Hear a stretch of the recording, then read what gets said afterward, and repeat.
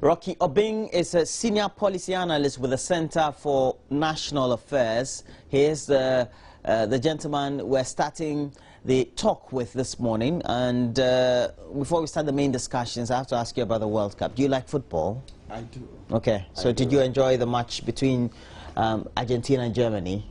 That resulted in Germany just edging out Argentina a little bit as far as the World Cup is concerned. But winning the World Cup itself is huge. Yes, yes. I mean, what a feat to achieve. The match, the content of the match really fits for the grand finale of a World Cup. I think they were all determined, two sides, and they really gave us some good soccer to watch last night. And you're happy for the Germans, aren't you? Yes, I was actually rooting for a German victory, and so I had a better part of the night when the team that I actually wanted to win won in the end. And it is coming on the back of the hard work, the commitment, and the tactical discipline that they have, you know, throughout the tournament exhibited. You know, at all the stages of the tournament, you could see that that was a side that was determined to go home with victory and glory. And so it was a good game. I enjoyed it. Overall, what would you say about the organization and patronage of the World Cup? It seemed to have been the soccer playing, the tactics, everything was just on point. It was full of attacking, good defending, good goalkeeping, and the attendances at the stadium too were marvelous. Exactly, and I think what I discovered, or the new thing that I saw about this World Cup, has to do with the goal line technology. And if you observe throughout the tournament, we didn't have to deal with the issues that we dealt with, whether the ball entered the net or crossed the line, as it was the case in the previous World Cup. But it's also because we didn't have many incidences like that. There were, yesterday, for instance, there was one ball that a German player played. It hit, I think it was a header. It hits the top of the bar, and when it hit the ground, some of the players had moved or had gotten into a celebratory mood because they thought it had really crossed the line. But there was nothing to prompt the referee and the officiating team that it had entered. So there was no, he didn't even call. That's right. In other cases, he would be tempted to stop. When it wasn't the case, when we're not using goal line technology, he would pause, consult with the other officials, you know. And I think this introduction has really made the game flow well. We the spectators have also seen the game from a very fairer point of view as having been fair, because there was no such incidents. And now we have, is it the foam spray? Oh yes, yes. And I hear the gentleman who actually brought that concept is in for some good money. And right. I wish it was me. Oh yes. Perhaps yes, I'm not thinking loud enough. More to be added, though. More to be added. The game isn't perfect, and a lot more can be done. Probably from the bench. I mean, you just as innovative as you've always been. You can just look at it and strategically come up with something that should add to the quality of the game. I'm looking for the day when, just like American football, they call for quarters. You know, quarter breaks. That's right. Yeah. So that at least if you have 90 minutes. Perhaps every 30 minutes you take a break. And honestly, I'm thinking that we should do away with the offside, because I mean the field is there for all the players. So if I manage to position myself closer to the goalkeeper, I think we should. Then we're going to have scores like 7-1. And that makes it interesting. Really? Yeah, more goals, more celebration. No, we'll make it upset. Football is not supposed to be like that. But then, that's what some of us, the conservatives, also seem to think. But there are the liberals who also seem to think that football needs to change, just in according to the expectation of the spectators. Okay, so let's start the discussions mainly on the subjects we will be discussing this morning. And fuel prices have gone up. That's right. Following that, we have also fares going up by some 15%. Yes, yes. I mean, I think I am very much, this time around, there seems to be some coordination. Unlike before, the government, the ministry met with the private transport operators to actually work out something before the announcements of the increments was actually made. So it has really taken away the stress, the anxiety that comes with it, and also dealt this time around better in terms of focusing the mindset of passengers on what to expect, you know. Really in the past, once they do the increment, the operators would have to go and sit and look at the percentage of increment, and based on what comes to them, they also make changes. This time around, it looks to me like the changes really came ahead of the increment, which is, I mean, from a governance point of view, I'm not talking about its consequence, but from a governance point of view, strategically, I think it's been well managed this time, better than the previous times where we have had increments and, you know, passengers having to contend with transport operators, and the debt of misunderstanding about the figures to be, you know, increased and all of that. That has been addressed properly this time. Yeah. Okay, so it means that at least all those disagreements that you witness in the commercial buses or transports, that's right. At least you wouldn't see them will often. Be drastically reduced. Yes. Of course, that you would see yes, you would see them. Like some people are waking up to hear the news, but majority of Ghanaians have well been informed that this is what is going to happen, and so it has given them the space to prepare their minds. But there are consequences, though. The consequences, yes. The consequences bit, I think that is, what do you want us to delve into that? I thought I was... Yes. The economic impact and that's right. Social impact. You see, we have to work harder at making public transport system work. In all of this, those who are well placed in society can handle the shocks, the economic shocks, the swings that this will cause people's budgets. The few who have can adjust and may not even feel it. But the impact will be very harsh on those who are not that fortunate. And it is in such times that we begin to ask questions, how as a nation or government, what we have done to cushion, to support persons who do not have that privilege or that advantage of offsetting the changes that have been, you know, effected.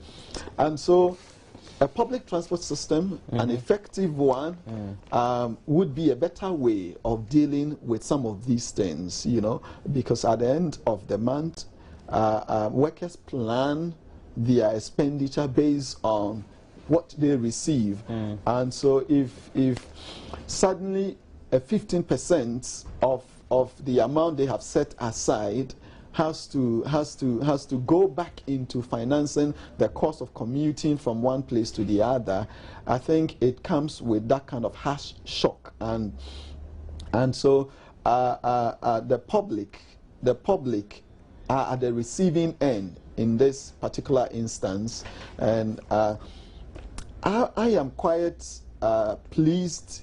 I am very pleased with the attitude of the people who have so far been told that they would have to make an adjustment in terms of how much they spend on the fare.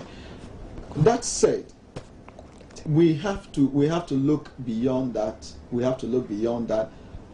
Work at improving transportation systems, not only in the urban centers but in villages. We have to have in place transportation systems that cushion.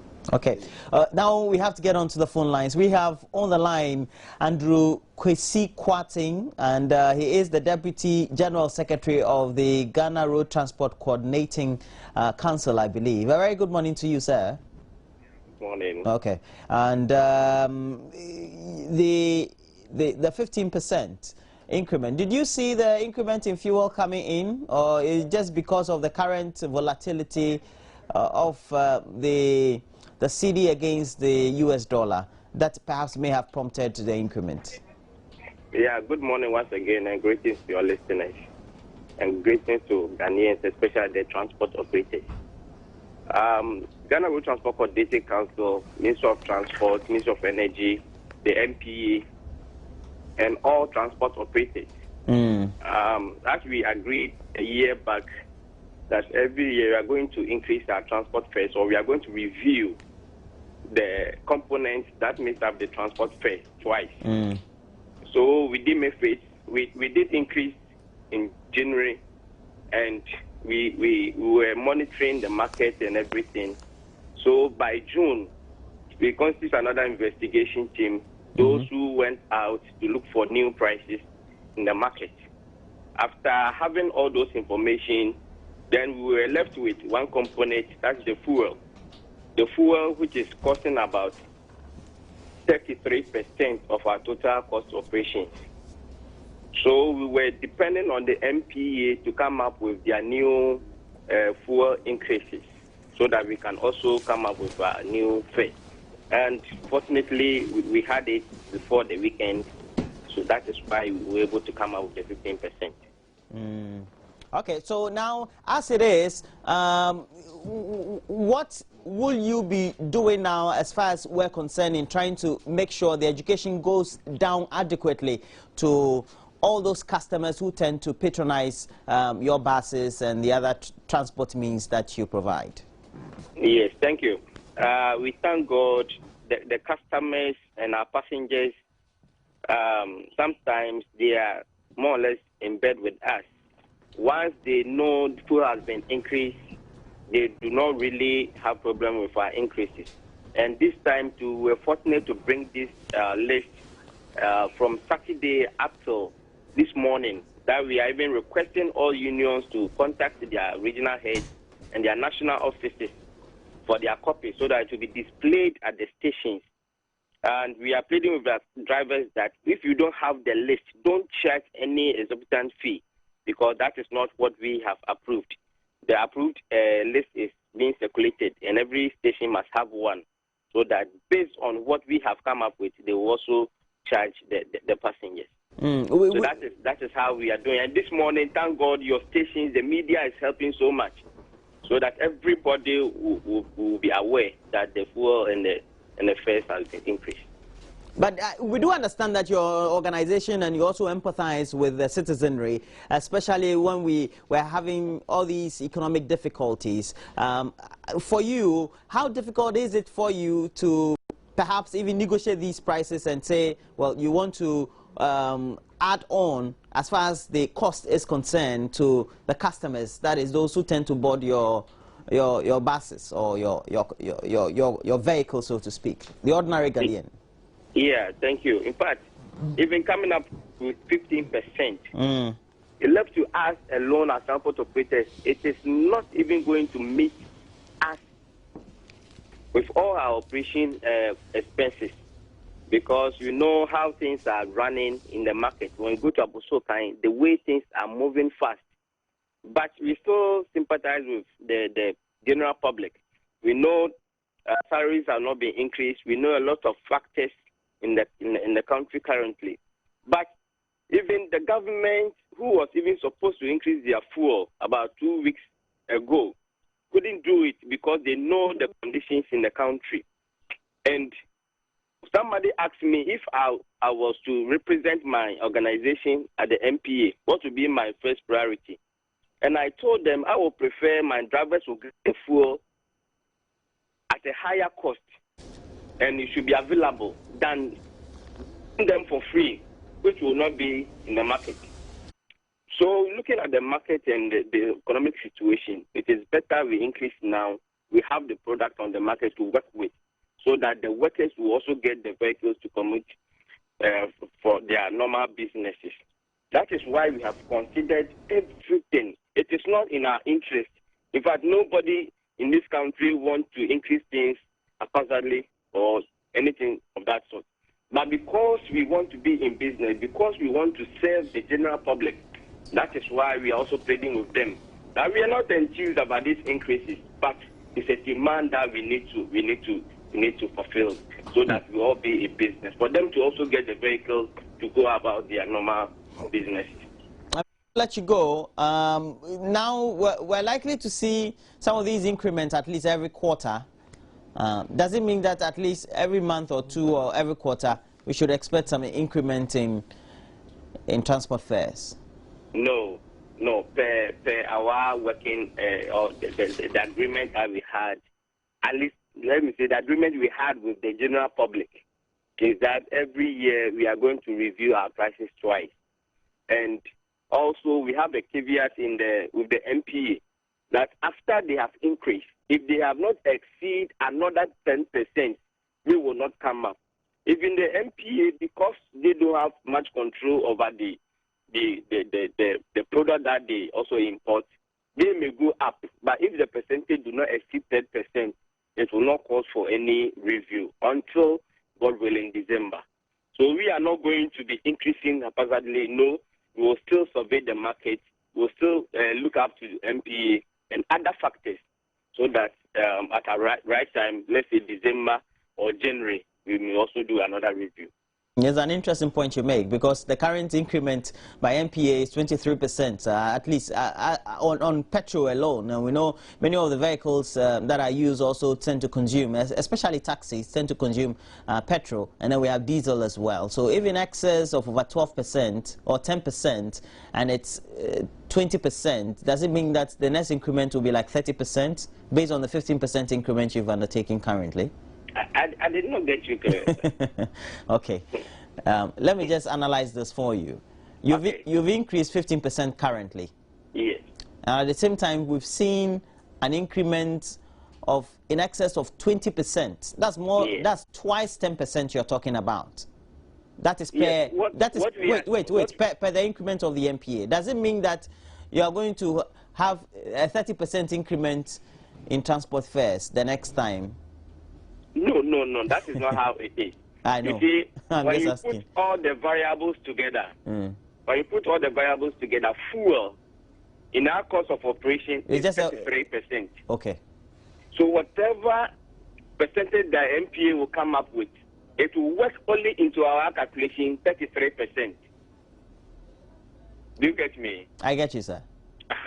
So it does not automatically transfer whatever the MPA come up with into our calculations. No. Okay. There's a lot of factors that we consider before we can come. That is why now petrol is going for 23%, this is going for 22%, but we are basing on 15%. All right. Because of our calculations, it's not based on what the MPA come up with. Well, thank you very much, Andrew Kwesi Kwakye. You are the Deputy General Secretary of the Ghana Road Transport Coordinating Council. We say, well, this time you did so well because at least you preempted the difficulties and the fisticuffs that would have been ensuing between the drivers and the passengers or even the mates. Usually what we witness when we have increment in transport fares. But Kamal Dean, who is a Nasara coordinator of the MPP nationally, is here. What do you make of it? Well, what else can I do? It's expected to say that, yes, this is what we have been put through, and there's nothing to do about it for now. I believe that what to do about it is just to adjust to the situation and get on going.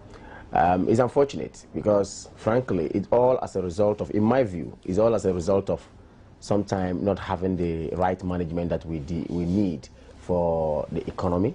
I want to believe so. The hue and cry about prices being hiked day in, day out did not start today. We've had it. It's been with us. And you even asked the question to the gentleman you're speaking to. You said, look, is it as a result of this? Don't they see the economic situation and, of course, still want to pass on the cost to the consumer and all that? I just want to say that it's unfortunate. Ghanaians will have to bear until the right time comes. Then we'll see what we can do. But frankly, I think that mismanagement at its highest order is causing us this mess as we sit now. Frankly, in what context do you put that? Yes, I stand to be corrected. I would like, first of all, for us to establish how much is a barrel of crude oil now as we sit. Maybe you may help me. I'm sure it's around $100 in $15. You are saying that internationally, absolutely, as far as the average price of the commodity is, it's not gone to the level at which we should be seeing the excessive absolutely increments. That's the point I'm making. Okay, so, but is it not also because if you look at the depreciation of the cedi against the major currency, the dollar, who is supposed to arrest it? Okay, we're back to the point. Who is supposed to arrest it? It's a question. Now it means that we're likely to see some level of increments very often, because the cedi doesn't seem to show signs of slowing. That's right. I mean, even though the oil business runs heavily on forex exchange markets, and for as long as we are going to deal with a weaker cedi, then predictably from that point of view, more is expected. In the past, if my memory sets me right, we used to have what we call the automatic adjustments formula, which meant that if prices were to go up on the international markets of all the products, then we do adjust them, and the reverse also holds. In this particular case, it is not because prices have gone up on the international market. It is purely because we are working with a cedi that is so weak, such that it doesn't make business sense to keep prices at the levels that they were before this morning. And if we do not, as a nation, based on the current reality, if we do not make some of these adjustments, painful as they are, we might not even have the product with us, because it doesn't make business sense. Do we even have the product? Businessman who is supposed to hoard the products, store it, and distribute it needs to break even or cover costs. That's in a worst case scenario. So if they have to go buy the products in dollars, and the dollar continue to gain strength against the cedi day in, day out, then obviously they may have to double the amount of cedi they take to the market to exchange for the dollar. So it is purely driven by the forex market. It is purely. And petrol too has gone up 23%. Come on. Yes, petrol has. Did you see that coming before the weekend? I saw that coming a fortnight ago. Okay. A fortnight. Oh, that one we had a shortage. Yes. So they decided to restrain. And MPA came out. That's an allegation, because the MPA said there was a gimmick out there that no, we are not immediately going to increase fuel prices. But trust me, the information had come out earlier that yes. Then it resulted to hoarding. Absolutely. Then we had shortages also coming in. Crisis management by saying no, there's not going to be this. Look, all these were gimmicks. So for me, I think that is when you run an economy with pure propaganda. This is what sometimes you envisage. That's politics. No, I'm not. You see, I think I should be careful because you're a national I'm being careful actually about it. But then the point is that this is the reality. We cannot but to say that we have people who are put to the management of some of these things, especially the forex market, as my brother has alluded to. Indeed, if we are able to give prudent management to the forex market and ensure that the cedi gains some amount of strength, a lot will happen. Over the weekend or through somewhere last week, airline operators in this country domestically had every cause to complain that look, now a flight from Accra to Tamale must be increased because everything they do runs in dollars. They pay their pilots in dollars, their crew in dollars, everything they do. And today, the cedi can never stand with the dollar. And then yet, when you are moving from Nigeria, say from Accra to Nigeria, which is almost the same time of flight, they pay close to $400. But from Ghana, from Accra to Tamale, the same time, you pay less than even $60. So, you see, they made this comparison and said, look, given the cost of operation, given the amount of money we need from the forex money to run, it's quite a problem. And I think that this is the same problem that we're facing here. I just want to say, again, that the pain that we have been put through is as a result of the insensitiveness of this government to our plight of human beings in this country. I tell you, the government communicators will tell you government is making a lot more effort. Which is what? What are the efforts? Tell us what you're doing. You see, your efforts must reflect on the ground. Your efforts must be felt. Let us see that you are putting in measures to ensure that you arrest some situations that will let the Ghanaian citizen be cushioned, as it were. So if this is not happening, trust me, Roland, I think it's a problem. Rocky, since January, a number of measures were announced by the Bank of Ghana, well, from effect. And well, we had all those forex measures that were introduced on the accounts, etc. That seemed to have backfired. We tried to pump in some money 2 times, it never worked, and the cedi just don't seem to be showing up as far as the international currency, the dollar, is concerned, and it's a major trading currency. Now, where we're heading, where are we heading? Right. When you do the extrapolation, where we're heading, where is it? I mean, when you do the extrapolation, the base effects in our economy, okay, have not been properly structured to withstand some of these inefficiencies or obstructionism that come our way. One, we know that one of the layers at the bottom of our economic structure has to do with the energy sector and the fuel, okay? That runs so much on forest market. As a nation, we have to just discipline ourselves on the amount of dollars that come into Ghana, because it is Ghana cedi versus the US dollar. How many dollars are available in Ghana for business as a result of economic activity? We have not been disciplined. It is the bottom line. Look, I am coming from a finance background, having worked with an international investment bank. I understand the rudiments of some of these things, okay? The truth is just one, and the truth is that we have to keep track with the amount of money we get into Ghana, and also discipline ourselves the way we, spend the money, the way we spend it. We have to make sure that a lot more go into investments right here than the way we have spent it in the past. Until that is done, if you do all the extrapolation, let all analysts meet, let all brilliant economists meet. We've met there's been century.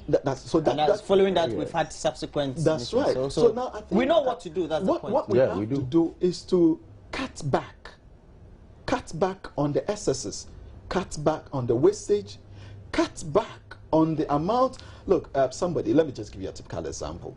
We have had to give $3 million to Black Star players in Brazil, okay? That money, there are ways of resolve. We should not have even elected it. It was for the governor of the Bank of Ghana to pick a phone, if you know the BI system, to call his colleague in Brazil. And the money, so the cost of transportation, which is also, based in dollar, would have saved us some money. So it is some of these decisions coming together, aggregating them. It is what is causing all of us this pain. So it comes back to financial discipline. I need to add to what Rocky has just said. I think the problem we're facing today is as a result of depletion of the foreign currencies that we have in our economy. Now, where you have shortage of it, clearly, businessmen will be scrambling to get dollars, to travel to meaning that the demand is very high. Now, the demand is high. If the demand is high and it's the supply that's in the market, obviously the cedi will stick lower. I believe that is the fundamental economics that we all ought to know. Now, who is supposed to ensure that we inject more dollar into the cedi? How are we getting this foreign exchange used well and managed? The Bank of Ghana, purely. Yeah, they're in charge of monetary policy. I sat here the last time to say that, look, if I were the governor of Bank of Ghana, I would have honorably resigned, because he's failed us. The measures that you claim you've put in place is not working. Today, as we sit now, the black markets control even the foreign currency more than our licensed forex bureaus. It's because of the way the structure has now... The structure is not there. So I am saying that, yes, in as much as some people are making gains with this particular situation, then the authority or the institution that is tasked to ensure that these things are well normalized or are managed well, ought to answer a lot of questions. We need to ask questions to them, and then they need to provide answers to these questions. And what I'm saying simply also again would add up to the fact that our exports, how is it looked at? Are we actually on top? Do we export well? Do we move on? Do we meet the standard that is set by Europe and other Western countries who receive our goods? If we do not, obviously our export rate is going to come down, or the rate at which we export goods out is going to come down. What is the value that we add to our materials that we export out is also another factor. Time past looking at cocoa is still turned out in the raw state. Looking at timber, raw state. Nothing do we do. Kick. I mean, really, so that hasn't been a problem with us for a while. We were expecting that with the inflows of foreign currencies through capital investment by the oil firms and other industries that have cropped up, we were expecting a much stronger signal. Are you getting it? Now we do understand. You see, when you do analysis of the GIPC, that's the Ghana Investment Promotion Center's report annually, That's right. You get to see that over the last year, compared to 2012, we had a lot more investment into Ghana. Very well. But all of those investments were capital expenditures, for which, well, even though if it's an oil firm that has invested so much, whatever they have invested in is manufactured outside, brought here. So at the end of the day, expenditure doesn't necessarily occur within the regulatory environment or the economic environment of Ghana. That's a fact. But of course, it's an investment that is in Ghana. So that is also recorded adequately. So it still means that we still need to build our capacity, build the various sectors adequately, and make sure that we identify where we can have a lot more value addition, and we can also have a good value proposition as far as we're concerned. That's right. Roland, can't we simply come out with a public policy which stops a ban, which seeks to put a ban on some importations? That's protectionism. It doesn't happen. We're a member of the WTO, and the WTO has a regulation. I agree. And those regulations are all binding on each member of the WTO. I agree. We are subject to the treaties that we sign or conventions that we sign. And the various conditionalities that we put in our loan. So it's not very easy. Sovereignty is also very paramount in managing your economy. The EU or the European Union have established sovereignty first. Ensure that they have an agreement that inures to their benefit before they go out. We do not do that. We just sit down, and if a document comes, look, as we sit now, as ECOWAS countries meet, we don't have a trade policy within us ourselves. Very well. I can argue that. And if you don't have a very good trade policy, then yet you are talking of going to sign an EPA agreement with people who are giants. I wonder how you're going to manage it. Anyway, we are not discussing that. But I'm saying that we need to ensure that primarily we put together some policies that will inure to the benefit of the economy, so as not to lose the sovereignty that we are supposed to have, and so as not to lose the integrity that we're supposed to have in terms of managing our economy. But if we leave it open and it goes on like that, already we are weak. The giants come to infiltrate, and then we are down, and we never rise. Well, Rocky, can we say that if there's any phrase like that, can we achieve anything like trade sovereignty in any way? Well, I think I take a different view, and I am more open, liberal, you know, in the way. I think, you see, the problem, it is not so much about trade imbalance, it is about discipline, because the Middle East countries are also, you know, onto the same framework. But whatever they get, whatever they receive, they make sure they use it well. They invest it into profitable ventures. So we have to first understand that economists, or managing the economy of Ghana, a very small economy, it's not that difficult, but we're making it seem it's so difficult a task to do. It comes back to, like you said, identifying our priorities, cutting down on the wastage, and being disciplined. I can't say more than that, Roland. If I do, I'll be repeating myself, because it comes back, what is making the difference between the current state of Ghana's economy and other economies that are doing well is that they have people in charge who are very much disciplined about how, it's about your personal life. If you are collecting monies from so many sources, and just as the money come in, you let the money flow out without going into investment ventures, you might be receiving as many money as billion money as one can possibly imagine, but we'll have little it will still go. Discipline. Okay, so